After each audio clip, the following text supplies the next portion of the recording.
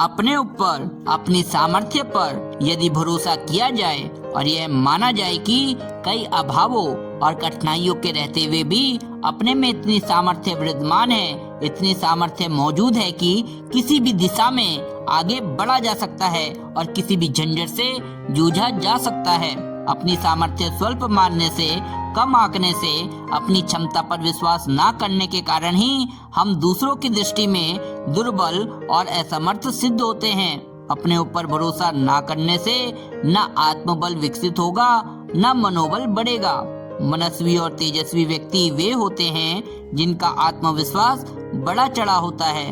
कठिन प्रसंगों पर आत्मविश्वास जितना सहायक होता है उतना और कोई नहीं।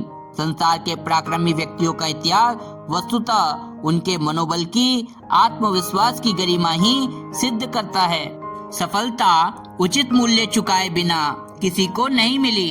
अपने ऊपर भरोसा ना करने वाले लोग यह सोचते हैं कि हम इतना बोझ कैसे उठा सकेंगे, इतना कठिन काम कैसे कर सकेंगे। अपनी शक्ति यूं ही नष्ट कर देते हैं। कल्पित आशंका प्रगति की ओर बढ़ने ही नहीं देती। सफलता मिले भी तो मिले कैसे? हम अपने ऊपर भरोसा करें, आत्मविश्वास करें, नई सूझबूझ, नई स्फूर्ति का उन्नयन देखें। जो अपने ऊपर भरोसा करता है, दुनिया उस पर भरोसा करती है।